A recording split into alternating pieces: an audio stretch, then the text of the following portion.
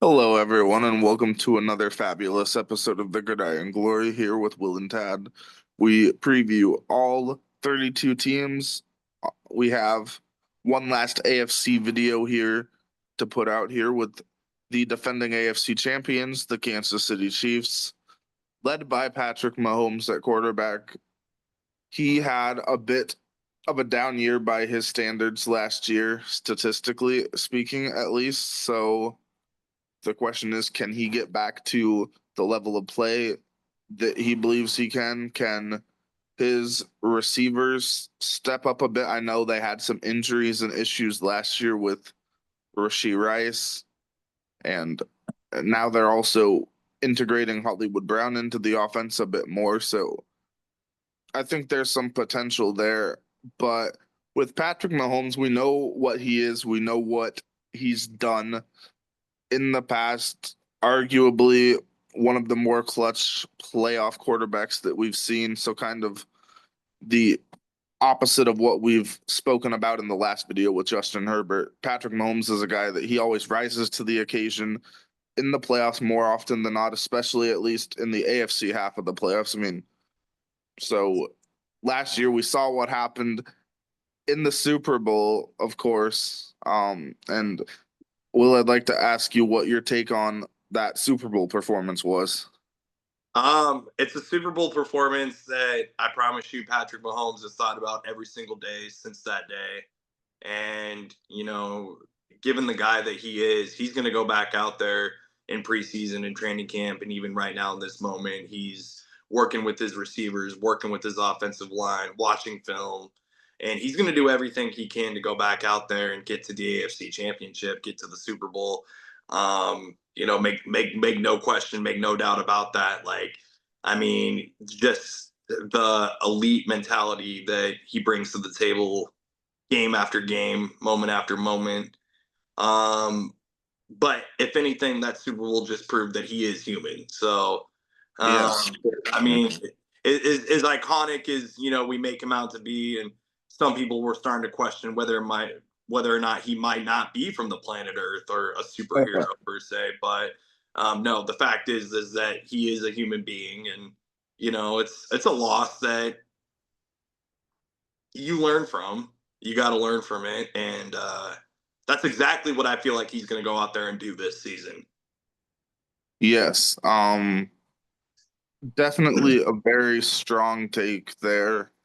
I'd have to agree with all of that. And I think that the Chiefs, I mean, like you said, the AFC Championship, which has almost turned into the Patrick Mahomes Invitational the last several years. So, can they get back to that level? Can they go back to the Super Bowl once again? I mean, that's honestly with Kansas City, that's the standard with Patrick Mahomes at this point. If you're not in the Super Bowl, it's a disappointing year, and it's crazy that it's gotten to that point. I mean, hardly any team can say that that's But the it's point they're the at. but respectfully so, it's the business model standard that every NFL team wants to achieve. It's what the Certainly. Patriots achieved for 2 decades. It's what the Kansas City Chiefs are achieving right now. It's that business model. And you only really see it with one franchise that can actually consistently do it. And, like there's only ever one franchise currently actively that can actually keep consistently doing that. And right now, this is Patrick Mahomes' world Hmm. and the Kansas City Chiefs' world, and Yeah, us, the 31 other teams, we're just living in it. for sure. I mean, there's 32 teams that all eventually want the same thing. They all want to win the championship, and at And the end of the day, only one and team can. and last year's Super Bowl united 31 other fan bases, right? I mean, that's kind of like, I mean, obviously some people might have like been really wanting the Chiefs to win that Super Bowl, but I mean, were we not? I mean, if you weren't a Chiefs fan, were you not an excited NFL fan? When that Cooper DeJean pick six happened, I mean, and that's just out of respect for how dynastic this Chiefs team is, because you know, um, I mean, they're like a modern day level of what the Patriots were with Tom Brady, and that's just out of Yeah, respect. Like that's just like certainly. Patrick Mahomes has no problem taking on a villain role to the other 31 teams. Yeah, I'd agree with that. Looking at some of the weapons that Patrick Mahomes and the Chiefs they have, we have Isaiah Pacheco definitely not in his best form last year. Can he get back to the high level of play that he had in his first 2 seasons? He was hampered with injuries last year, only 7 games played, 1 touchdown, 310 yards. Can he get back to early career Isaiah Pacheco? I think that if he can stay healthy, he'll have a fairly strong chance to do that. So that's a very interesting backfield. And they also have Kareem Hunt again. He's a seasoned veteran at this point. He's been around to several teams. He, of course, was first with the Chiefs, and now he's back with the Chiefs again. So a very interesting backfield there. Looking a bit at the receiver room, I touched on Rice. He's got some interesting situations that he's dealing with personally. So, but looking at what he does on the field, it'll be great for Patrick Mahomes to get him back. He's a very high level receiver, and it's going to be interesting to see if he can produce at the level he did early on. Xavier Worthy going into his second season, a big speedster. You want to get him the ball as much as you can, not necessarily just with the receiving. You might want to get him involved into a jet sweep type role, stuff like that. Get him the ball out of the backfield. There's many ways you can get him involved. Hollywood Brown, 6th year, 7th year player now out of Oklahoma. Can he stay healthy? He's had problems with that, but when he's healthy, he's a big threat down the field as well. Yeah, absolutely. Yeah, Hollywood Brown. I mean, he can be an exciting receiver to watch. I do like Xavier Worthy. Xavier Worthy. I mean, just the speed with Xavier Worthy is absolutely unreal. Like sometimes I wonder if that's a human being that I'm watching. When he's going full speed, Tad. I straight up wonder if that is a human being on that field. I'm just like, my goodness, like oh my god, like just some of the plays that he can make. Like, is that even human what he can do sometimes? So Xavier Worthy is an incredible player. And I think he's going to develop into one of the more premier receivers in the league, especially with who he's got throwing to him. So, Yeah.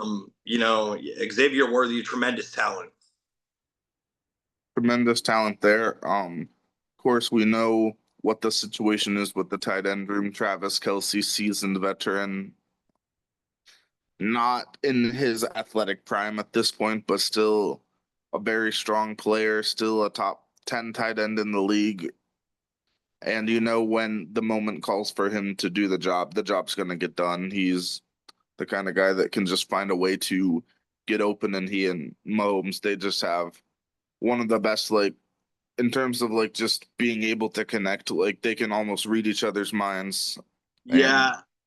I will say though, with Travis Kelce, on a quick note, emotionally and mentally speaking, I did read a report where he's saying that his game has kind of been off the last couple of seasons due to podcasting and acting in movies and stuff like this and that. Though I saw in a report that he really wants to get back to being that tight end that he knows he can be. So I don't want to say that like Travis Kelce's like he wants to go out there and win one more really effing bad, but he does. He truly does, yeah, and I feel like So he was just recently in the Happy Gilmore 2 movie on Netflix. He was really funny in that. So Travis Kelce, doing a side acting career now these days. So he's an incredible character. He's a great locker room guy to have around. I mean, obviously the Taylor Swift, that's starting to become like a bit, her being in attendance versus not being in attendance. So we'll see if that plays a factor this season with that. um but uh yeah, just Mr. Wicker, I would like to ask, what is your take on the fullback room? Carson Steele, what's your take on I him? mean, Carson Steele, what I like about Carson Steele is that like you would think that like some of those plays sometimes in the red zone are going to be like wow, but so far even this season, this preseason, 3 carries for 15 yards. He's a fullback that can you never know. I mean, yeah, he didn't get any yards in the passing game.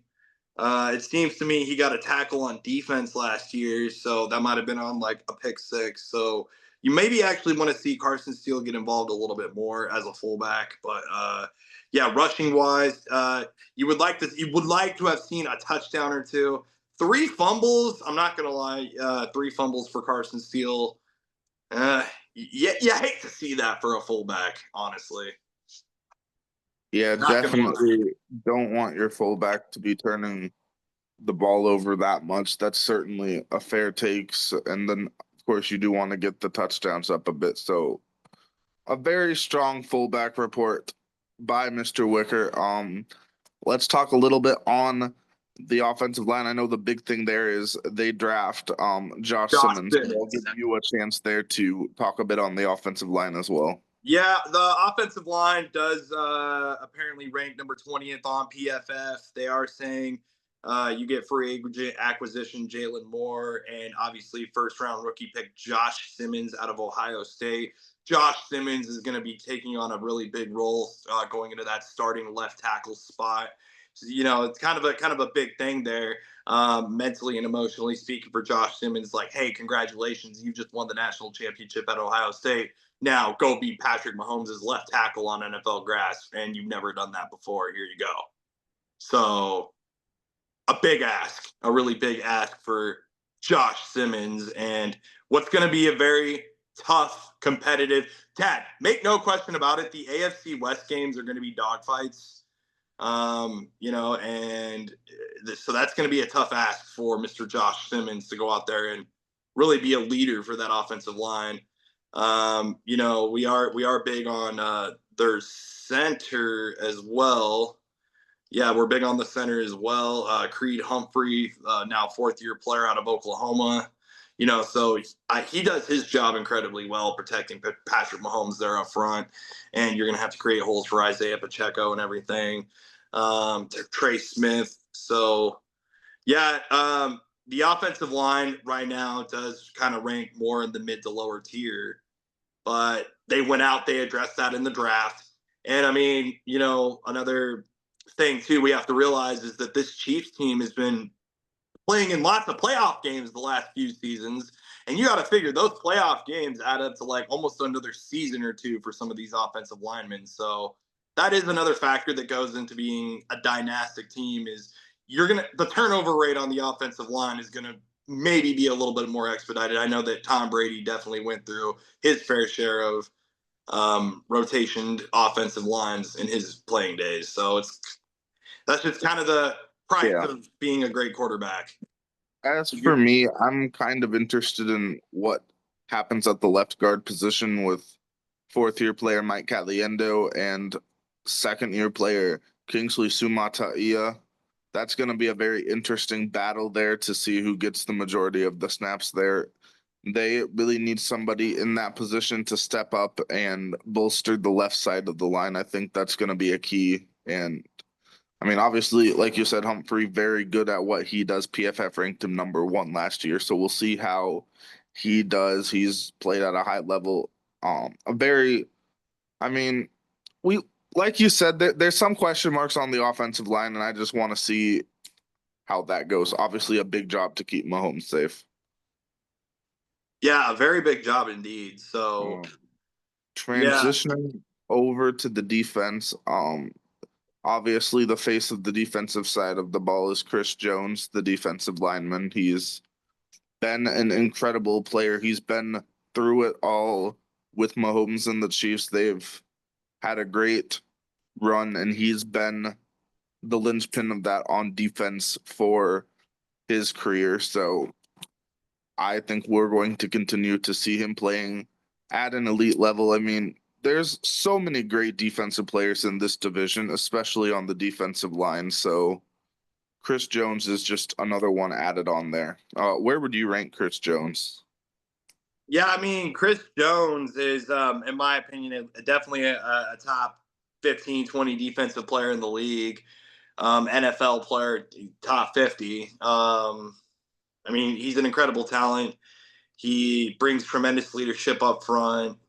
Um, offensive linemen on other teams usually have to double team him to stop him from getting to their quarterback. So that's a big factor too. When you're going up against him, you have to usually like put another lineman on him. So, but even then, he's really good about breaking out of double teams. So, just an incredible defensive player. I mean, you got George Karlaftis too, who also got a contract renewal. So George Karlaftis looking to develop and keep growing alongside Chris Jones there. Obviously, you can't forget to mention number 69, Mike Pennell, out of Oklahoma. Or I'm sorry, I misread that. Colorado State Pueblo, easily the greatest player to ever come out of CSU Pueblo. Number 69, Mike Pennell. I'd like to get your take on him. Yeah, he's been a solid interior defensive lineman. He's had some ups and downs. To this point, he's definitely a seasoned veteran. He's been in the league for a very long time, one of the more experienced players on this defense. You could certainly say that. And he's, I know since he started his career in the NFL, unfortunately with the Green Bay Packers for him, so he got out of that situation and got onto a much better situation here in Kansas City. So he played all 17 games last year. It's debatable if the situation is better in Green Bay or in Kansas City. That's a big debate between the two hosts here. So I think it's better in Kansas City. He would probably argue the opposite. But with that being said, I mean, he's definitely been involved in the league for a while, and he's at this point a veteran, if nothing else. He's a high level player. Yeah, I also really like Leo Chenel. Leo Chenel, the fifth year, or sorry, fourth year, third year now player out of Wisconsin, the former third round pick, Leo Chenel. Nick Bolton, a very solid linebacker. You also got Drew Tranquil. I one thing I will say about Drew Tranquil is he could have made a better college choice, but he's very solid at what he does. Yeah. Yeah, Tad, but specifically one of the more premier playmakers. I mean, we talked about guys like Pat Surtain, Sauce Gardner, guys like that. But one guy that really kind of does go up there with them is Trent McDuffie, number 22.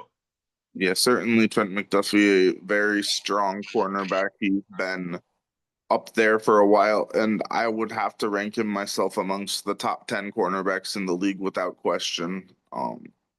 He's had a great career, a great run here in Kansas City, and now he's going into his fourth year in the league. And I mean, he's just going to continue to grow and do what he does best, leading a fairly strong defensive unit. I mean, I think that this is a defense. They have playmakers in all three levels. Chris Jones on the line, Leo Yeah. Chenel in the linebacker room, and obviously we were just talking about McDuffie in the cornerback room. A very strong.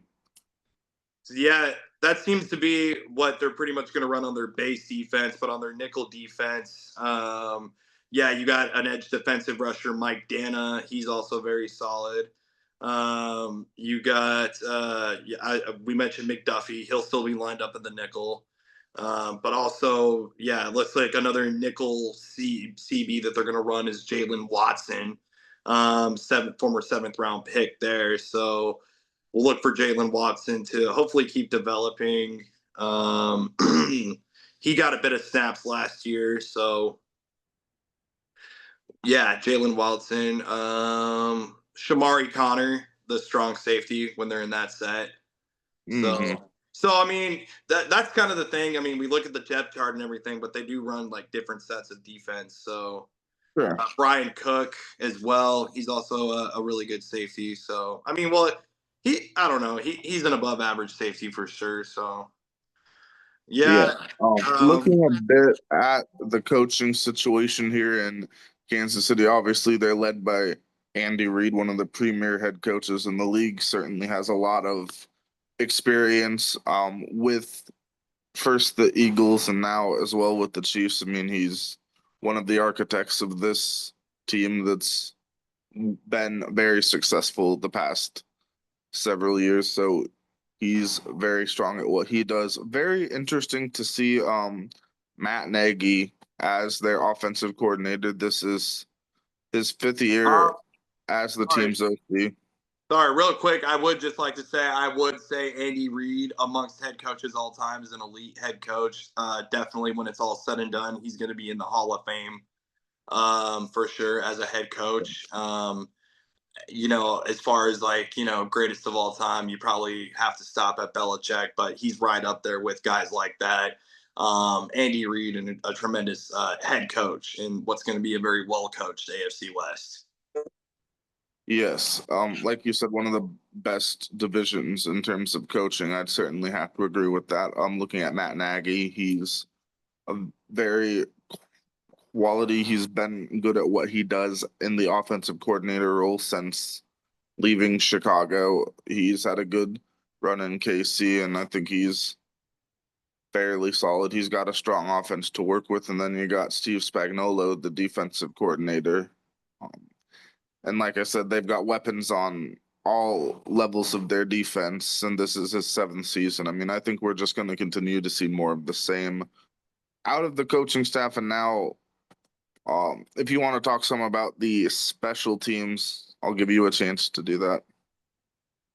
I mean, yeah, the special teams, Harrison Butker.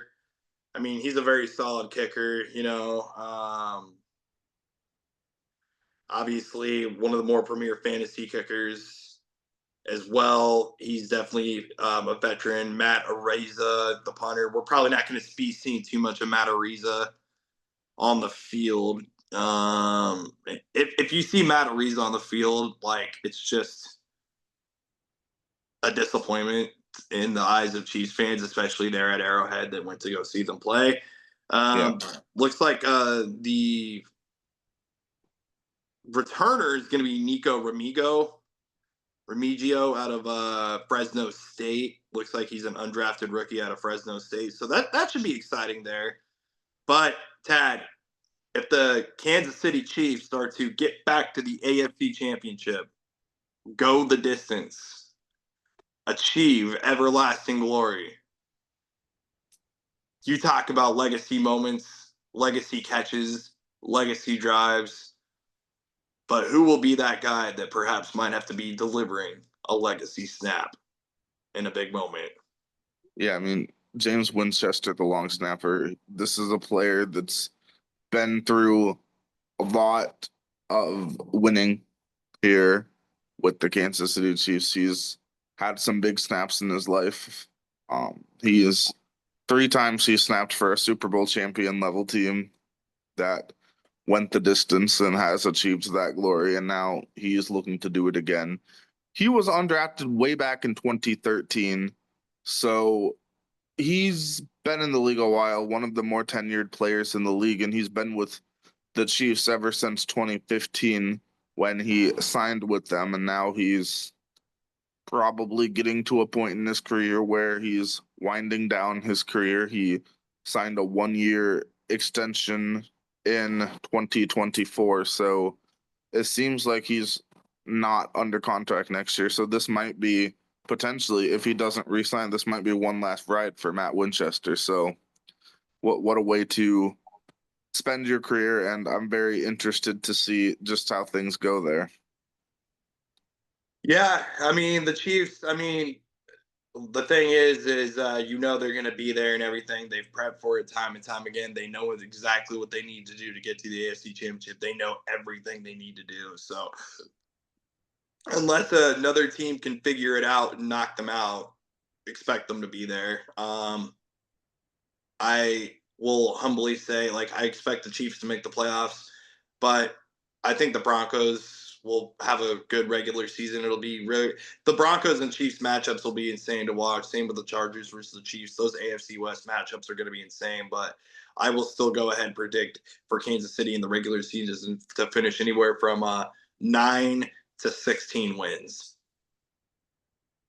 Yeah, certainly a very wide range there. I'd definitely be a little higher on the Chiefs in terms of the regular season success. I see them winning,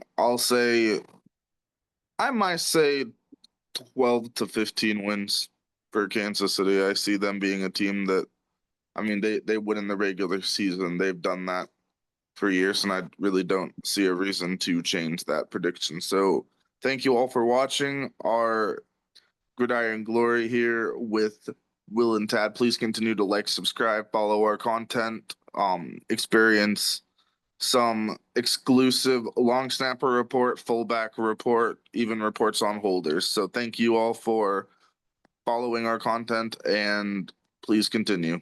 Thanks for watching.